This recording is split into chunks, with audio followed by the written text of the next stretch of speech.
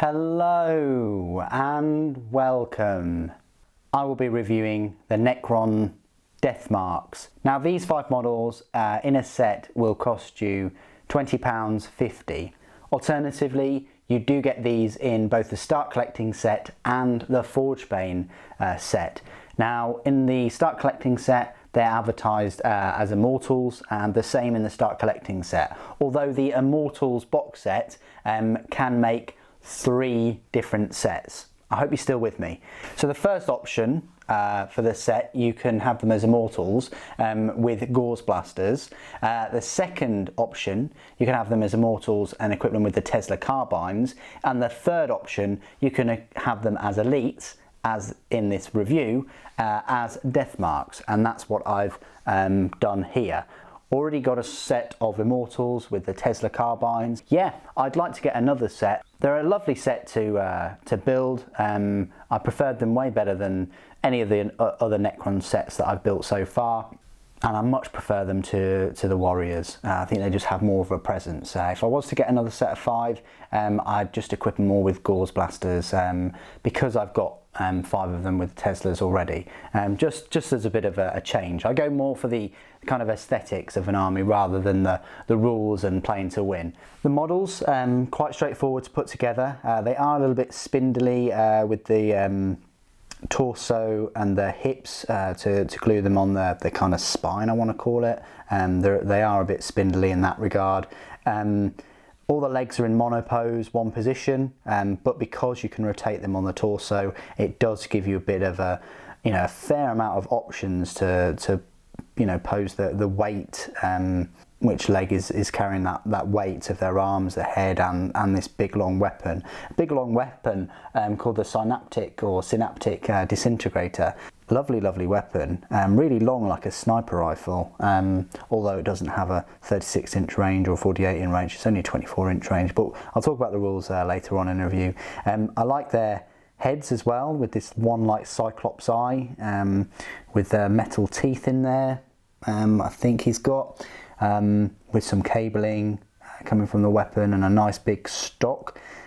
Whether you'd actually need a stock, for something big and heavy and metallic, like a Necron, I'm really not sure, but you gun buffs will probably say he would still need one anyway. But there we go, we've got these hoods as well, which are a little bit different than the Immortals. I will be doing a little size comparison in a moment with them. So that's one of them. He's just sort of walking forward. This guy's walking forward, looking down. This guy's just stood stoically. This guy is aiming down, slightly aiming down. Not the best pose there for him, but he's got his weight on his right leg. And maybe I could have moved the torso back a bit, and raised his gun higher. And then this guy again is sort of trying to take a shot around a building maybe. So yeah, quite straightforward to build and put together. Let's have a look at the spare parts, of which you get a lot. You're getting all of the Tesla Carbines and all of the Gauze Blasters too. So look at all these spare parts, wow. And this is the same as if you were to equip them with the Gauze Blasters, because you'd still have the Tesla Carbines and you still have these disintegrators. So these are the other Immortal backs, basically, with the tubing going into their spines that feed the Tesla weapons. You get the end of the Gauze Blasters, and then you get the end of the Tesla weapons. What else? That's about it. It's just the backs and the weapons themselves, and these little bits that go on the weapons, such as there, I think I want to say, yeah.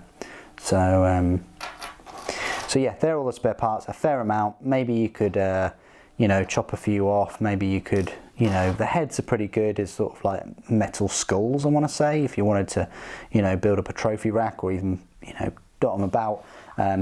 Your Mechanicum base, your Mechanicus bases, say that they've had some battles against Necrons before and they've lost or they've won or whatever. So they're all the spare parts, a fair few spare parts. So let's do some size comparison. So here I have a Necron Warrior. Hopefully you can see Height wise, they're pretty much identical, just the Immortals have a bit more of a bulk on their shoulders, and I actually want to say on their chest as well. They're kind of what I would have thought warriors would be, sort of size wise, but they are pretty much exactly the same size, height wise that is. Next to a Necron Lord, they hold their own quite well next to a Necron Lord. Probably a little bit shorter than a Necron Lord. Necron Lord still sort of stands a bit higher than them. Lich Guard, I've pretty much done a size comparison between Immortals and Lich Guard. Lich Guard are taller, very slightly, than the Immortals and Deathmarks.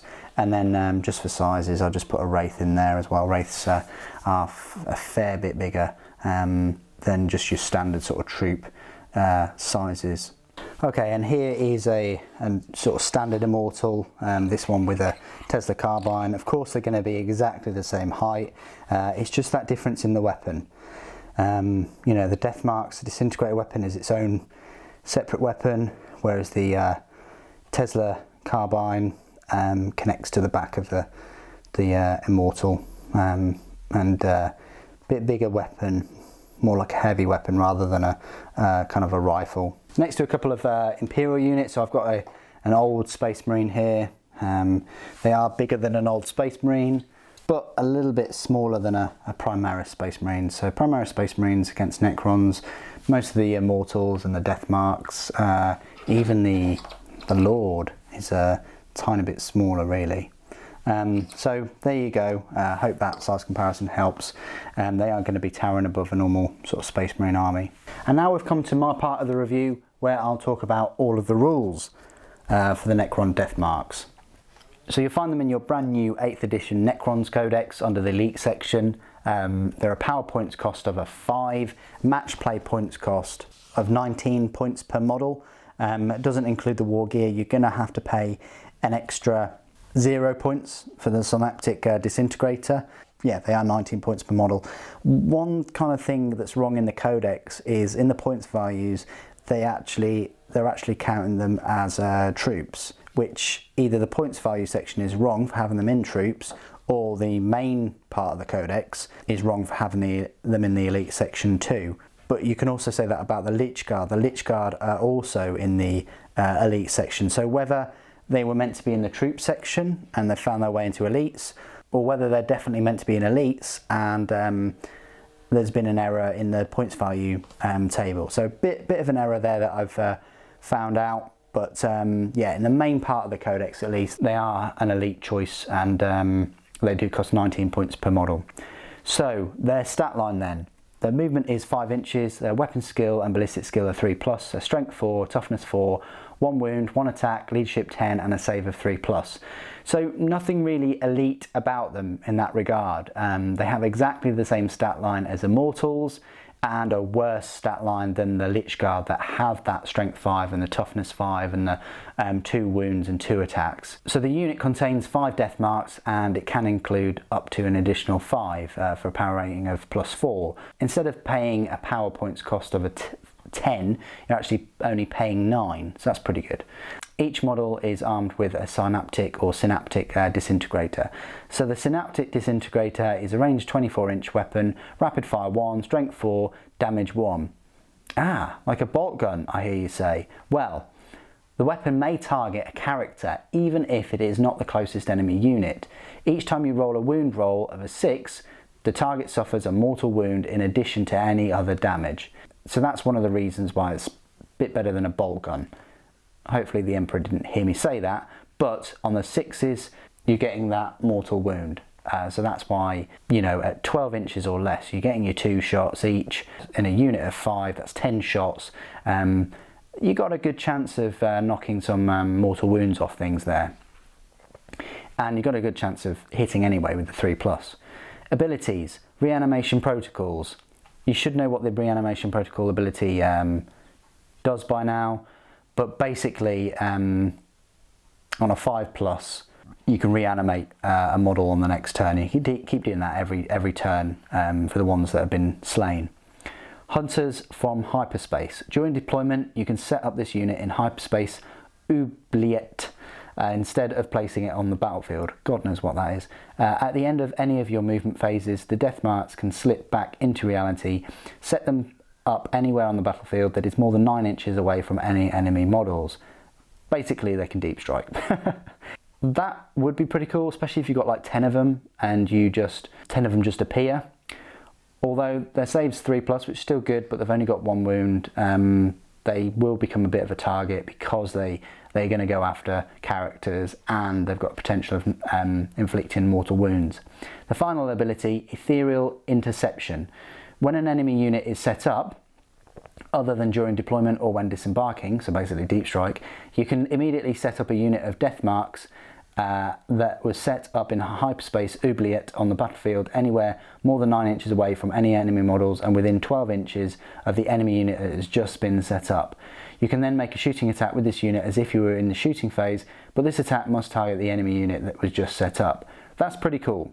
So other than deployment or disembarking, so if they're deep striking or teleporting in or something like that, then you know, they've got the chance of shooting at them before anything else happens. So that's pretty cool if you know that your enemy is going to use a unit that deep strikes in such a way.